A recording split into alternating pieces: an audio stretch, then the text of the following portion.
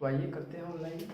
देखिएगा, बिना निषेचन के जो विकसित होने वाले फल हैं उन्हें अनिषेक जनित फल कहा जाता है। जो निषेचित ना हो उससे जो फल बना उन्हें हम अनिषेक जनित फल कहते हैं, इसको ध्यान रखिएगा। दूसरा है, पादपों में एम्फीबियन ब्रायोफाइट से संबंधित है। पादपों में तो पूछा भी गया था 2019 में, देखिएगा तो पादपों में एम्फीबियन किससे संबंधित है, तो आपको बताया जाएगा कि ब्रायोफाइट से, तो याद रखिएगा ब्रायोफाइट से संबंधित है। इष्ट में प्रजनन किसके द्वारा होता है, तो इष्ट में प्रजनन मुकुलन द्वारा होता है। ये बहुत इंपॉर्टेंट है, इस पर ध्यान दीजिएगा आप लोग। इष्ट में प्रजनन मुकुलन द्वारा होता है। युग्मक एक युग्मक या हैप्लॉइड होते हैं। देखिए, गुणक या हैप्लॉइड याद रखिएगा, जो भी युग्मक हैं वो कैसे होते हैं, तो युग्मक एक गुणक या हैप्लॉइड होते हैं। और केचुआ कैसी प्राणी है, तो केचुआ उभयलिंगी प्राणी है। केचुआ उभयलिंगी प्राणी है, इस पर लंबी चर्चा तो नहीं करेंगे क्योंकि ऑनलाइन करना है। क्लोरेला क्या है, तो क्लोरेला एक शैवाल है। एस्ट्रेसिया एवं घास में बीज उत्पादन असंजनन द्वारा होता है। तो असंजनन क्या है, इसको भी ध्यान कर लीजिएगा आप लोग, बहुत इंपॉर्टेंट है असंजनन। एस्ट्रेसिया एवं घास में बीज का उत्पादन असंजनन द्वारा होता है ना।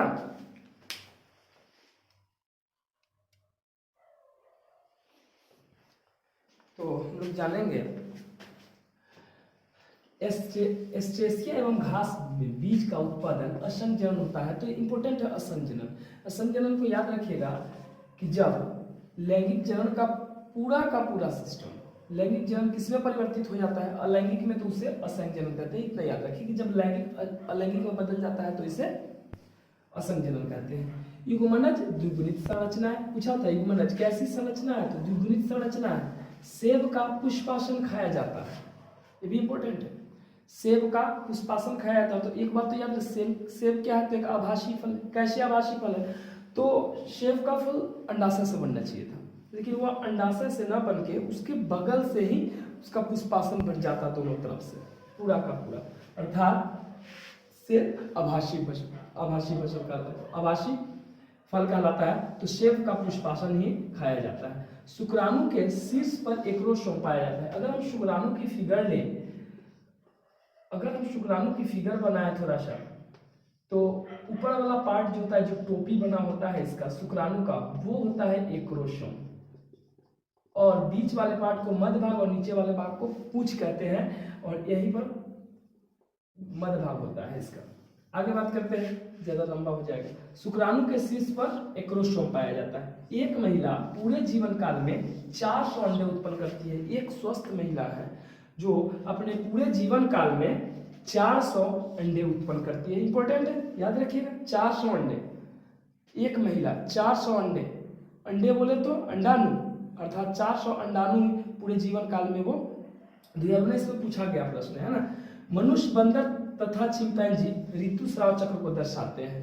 मनुष्य, बंदर, चिंपैंजी में ऋतुस्राव चक्र होता है। कॉपर टी निषेचन को रोकता है। बहुत सारे ऑप्शन में दिए रहते हैं, याद रखिएगा इसको। कॉपर टी का काम क्या है, निषेचन। यह क्या है, तो गर्भधारण अर्थात निषेचन को रोक देता है।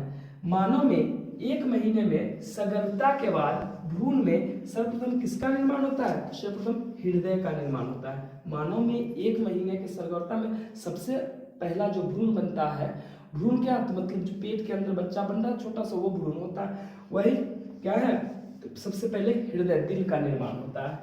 अब बात करें मेंडल सर के अनुपात के बारे में, तो एक संकर क्रॉस के F2 पीढ़ी में फिनोटिपिक मेंडल ने 3:1 बताया था। फिनोटिपिक अनुपात मेंडल जी का क्या रहा, 3:1। और सर्वत्र अदाता, ध्यान रखिएगा, अदाता, सर्वत्र अदाता का रक्त वर्ग AB होता है और सर्वत्र दाता का रक्त वर्ग O होता है, सभी को O दे सकता है।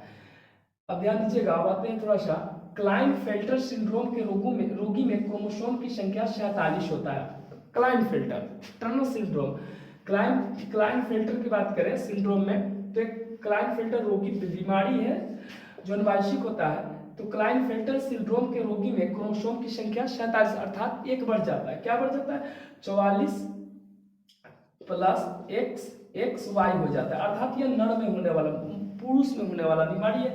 44 प्लस एक्स एक्स वाई हो जाता है, और यही एक्स एक्स बढ़ने के कारण वह पुरुष में कुछ मादा वाली विलक्षण आ जाती है, और जिसके कारण वो न बोले तो नपुंसक हो जाते हैं, और मादा मादा वाली बहुत सारी हरकतें उनमें आने लगती है। 44 प्लस एक्स एक्स वाई इसे क्लाइनफेल्टर सिंड्रोम के रूप में हम लोग जानते हैं। ये कहता है दांत कोशिका अरक्ता अपूर्ण प्रभाविता को प्रदर्शित करता है। ध्यान दीजिएगा, दांत कोशिका अरक्ता किसको प्रदर्शित करता है? अपूर्ण प्रभाविता को प्रदर्शित करता है। और अगर 21वें गुणसूत्र के ट्राइसोमी से, 21वें गुणसूत्र, आदमी में कुल गुणसूत्र कितने हैं? 23 जोड़े हैं, लेकिन 21वें गुणसूत्र के ट्राइसोमी से डाउन सिंड्रोम बीमारी होता है। थोड़ा इस पर चर्चा करें, हल्का सा, टाइम नहीं लेके ज्यादा।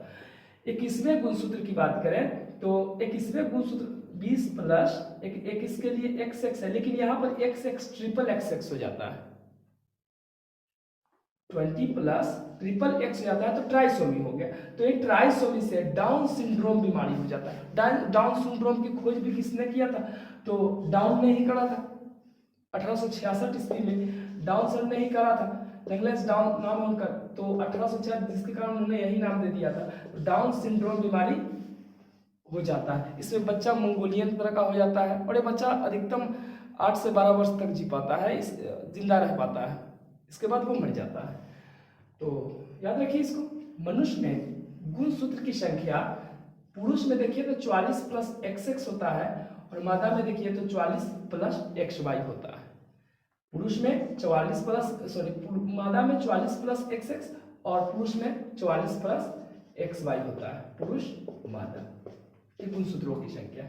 एक जीन जोड़ा दूसरे जीन जोड़ा के प्रभाव को दबा देता है, तब इस घटना को प्रभाविता कहते हैं। बहुत बार पूछा गया है भाई, प्रभाविता क्या है? अगर पूछ दे तो एक जीन जोड़ा दूसरे जीन जोड़ा के प्रभाव को दबा देता है। दूसरे जीन जोड़ा के प्रभाव को जब दबा देता है एक जीन जोड़ा, तो इसी घटना को क्या कहते हैं? प्रभाविता कहते हैं। कंठस्थ रखिए।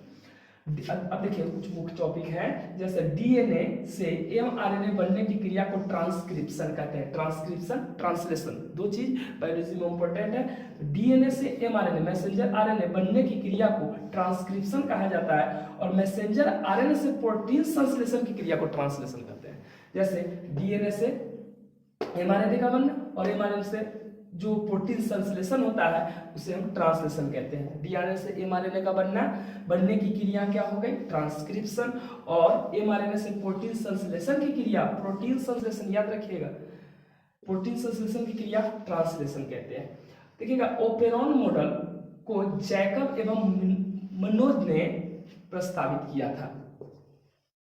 ओपेरॉन मॉडल को जैकब एवं मनोज ने प्रस्तावित किया था। ओपेरॉन मॉडल वह एंजाइम जो डीएनए के अणु के खंडों को काटता है, वह एंजाइम जो डीएनए के अणु के खंडों को काटता है रेस्ट्रिक्शन एंजाइम कहलाता है। वह एंजाइम जो डीएनए के अणु के खंडों को काटता है रेस्ट्रिक्शन एंजाइम कहलाता है। और आरएनए से यूरेसिल संबंधित है। यूरेसिल किससे संबंधित है? तो याद रखिएगा आरएनए से। आरएनए डीएनए का पूरा नाम भी याद रखिएगा, डीऑक्सी राइबोस न्यूक्लिक अम्ल, और आरएनए राइबोस न्यूक्लिक अम्ल। जीन का रेगुलेशन ओपेरॉन मॉडल प्रदर्शित करता है। अब ओपेरॉन मॉडल का क्या है? तो जीन का रेगुलेशन दिखाना। अब आरएनए में पाए जाने वाले 3 क्षारकों का क्रम जो एमआरएनए, ध्यान दीजिए यहाँ पर, टीआरएनए में पाए जाने वाले, स्थानांतरण आरएनए में पाए जाने वाले 3 क्षारकों का क्रम जो संदेशवाहक आरएनए अर्थात मैसेंजर आरएनए कोडोन से बंधता है, जो मैसेंजर आरएनए कोडोन से बंधता है, एंटीकोडोन कहलाता है।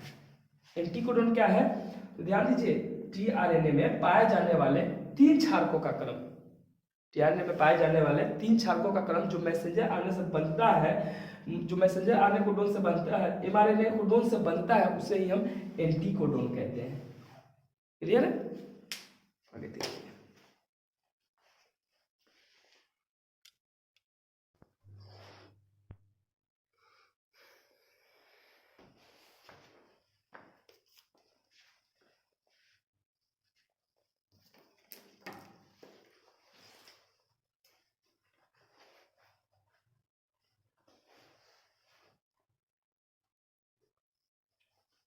ध्यान दीजिए, इसकी बात करें कि मलेरिया प्रोटोजोआ जनित रोग है। मलेरिया एक प्रोटोजोआ जनित रोग है, अर्थात मादा एनोफिलीज मच्छर द्वारा प्रोटोजोआ लाया जाता है, उनके लार में और शरीर से किसी भी स्वस्थ व्यक्ति के शरीर में इंसेक्ट कर दिया जाता है।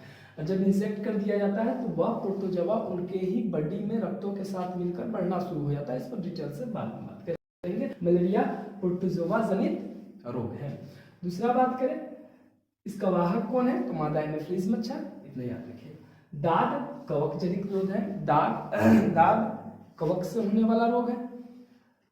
खुजली, ये सब। तंबाकू में निकोटीन पाया जाता है, तंबाकू में निकोटीन, जैसे खैनी, बीड़ी, इस सब में जो भरा जाता है तंबाकू, उसमें क्या पाया जाता है, तो निकोटीन पाया जाता है।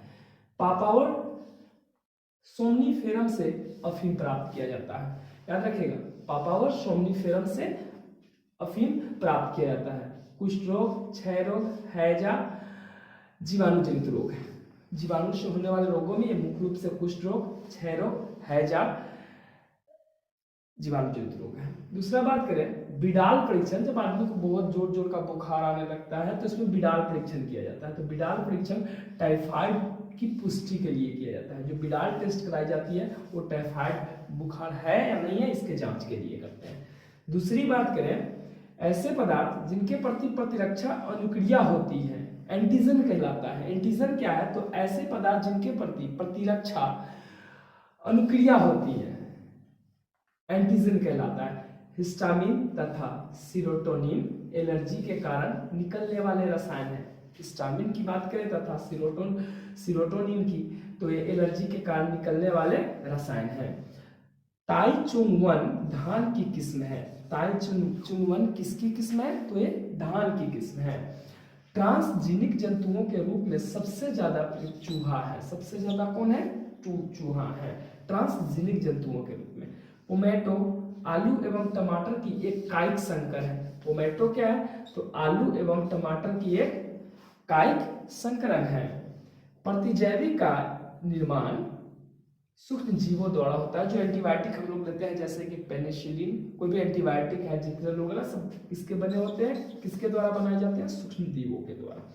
दही के पोषक गुणवत्ता में विटामिन बी सर्वाधिक होता है। देखिए हम लोग जब दही खाते हैं तो लैक्टिक बैसिलस एसिड जो होता है, तो वो दूध को दही में बनाता है उचित तापमान पर, लैक्टोबैसिलस। और जो दही के जो पोषक उसमें गुणवत्ता वृद्धि होती है वो होती है विटामिन बी। विटामिन बी की बढ़ोतरी हो जाती है। अनुवांशिक यांत्रिकी को पुनर्योगज डीएनए तकनीक कहा जाता है। याद रखिएगा आप लोग, अनुवांशिक यांत्रिकी को पुनर्योगज पूछा गया था क्या 2019 में इसको। अनुवांशिक यांत्रिकी को कौन सा निम्नलिखित में अनुवांशिक यांत्रिकी को क्या कहते हैं, पुनर्योगज डीएनए तकनीक कहा जाता है, इसको याद रखिएगा। प्रतिबंधन एंडोन्यूक्लियस एंजाइम कौन कौन, यूकोआरआई हिंद 2 तथा हिंद 3 है। HIND3 है, HIND2 है, इको ECORI है। ओके, क्या है, तो प्रतिबंधन एंडोन्यूक्लियस एंजाइम है। आगे चलते हैं, इस बाद में बात करते हैं। बीटी जीन का उपयोग करके कपास की फसल को पीड़क प्रतिरोधी बनाया गया है। क्वेश्चन था कपास की फसल को पीड़क प्रतिरोधी बनाने के लिए किसका उपयोग किया गया था, तो बीटी जीन को। इसका उपयोग किया गया था बीटी जीन को। टीकों का प्रयोग सर्वप्रथम चूहों पर किया जाता है। जो भी कोई टीका बनता है तो सर्वप्रथम इसका उपयोग कहाँ करते हैं, तो चूहों पर हमारे वैज्ञानिक लोग करते हैं। संक्रमण की पहचान ऑटो रेडियोग्राफी द्वारा किया जाता है। संक्रमण की पहचान किसके द्वारा किया जाता है, ऑटो रेडियोग्राफी द्वारा। समष्टि घनत्व को जन्मदर बढ़ाता है। समष्टि घनत्व जन्मदर को बढ़ाता है, समष्टि घनत्व को जन्मदर बढ़ाता है। जब जन्मदर अधिक होगी तो समष्टि घनत्व ज्यादा होगी, है ना। मरुस्थलीय पादपों में पत्तियों कांटों में परिणत हो जाती है। मरुस्थलीय पादपों में पत्तियां किस रूप में परिवर्तित होती है, तो ये कांटों के रूप में परिवर्तित हो जाती है। पारिस्थितिक तंत्र के आहार श्रृंखला में ऊर्जा का प्रवाह हमेशा एक दिशीय होता है। पारिस्थितिकी तंत्र के आहार श्रृंखला में ऊर्जा का प्रवाह एक दिशा में होता है ना। सिंघाड़ा जलोद्भिद पौधा, ये तो आपको पता है। विश्व में 34 जैव विविधता हॉटस्पॉट्स हैं। विश्व में कितने हॉटस्पॉट्स हैं जो जैव विविधता रखे हुए, तो 34। गेंडा अभयारण्य असम राज्य में। गेंडा अभयारण्य कहाँ पर है, तो असम में। हमारी सोलर सिस्टम में से एक अर्थात असम में। CO2, CFC, CH4 carbon dioxide, chlorofluorocarbon तथा मीथेन ग्रीन हाउस गैसेस हैं। विश्व पर्यावरण दिवस 5 जून को मनाया जाता है। पर्यावरण दिवस, विश्व पर्यावरण दिवस 5 जून को मनाया जाता है। WHO के द्वारा ध्वनि प्रदूषण का 20 से 30 डेसिबल मानक सही है। WHO ने कितना बताया? 20 से 30 डेसिबल तक। राष्ट्रीय वन नीति के अनुसार मैदानी क्षेत्रों में 33% वन होने चाहिए। तो पर्वतीय में कितना है? तो 67%। पर्वतीय क्षेत्रों में 67 और मैदानी क्षेत्रों में 33% वन होने चाहिए। अम्लीय वर्षा का मुख्य कारण NO2 तथा SO2 है। ध्यान रखिएगा इसको। अम्लीय वर्षा का मुख्य कारण क्या है? तो NO2 तथा SO2। अम्ल जिसका pH वैल्यू 7 से नीचे आ जाए, जिस पानी का pH वैल्यू 7 से नीचे आकर वर्षा कराती है तो वो हमारा अम्लीय वर्षा, लगभग 4.5 से 5 के बीच में इसको माना जाता है। DDT विघटित न होने वाले प्रदूषक है, इसको याद रखिएगा। डाइक्लोरोइथेन होता है इसका फुल फॉर्म। DDT विघटित कभी नहीं होते, ऐसा प्रदूषक है। मिनीमाटा रोग पारे से प्रदूषित मछली खाने से उत्पन्न होता है। मिनीमाटा रोग से बहुत लोग जापान में मरे थे, जो मिनीमाटा खाड़ी में वहाँ का क्लोरीन फैक्ट्री से बहुत सारे पारा उसमें डाल दिया गया था, जिसके कारण वहाँ की मछलियाँ प्रदूषित हो गई थी और उसको खाने से बहुत सारे लोग मरे थे। मिनीमाटा रोग है। CFC ओजोन को कम करता है, तो सबको पता है। ओजोन की मोटाई डॉप्सन यूनिट में मापी जाती है। ओजोन की मोटाई डॉप्सन यूनिट में मापी जाती है, इसे याद रखा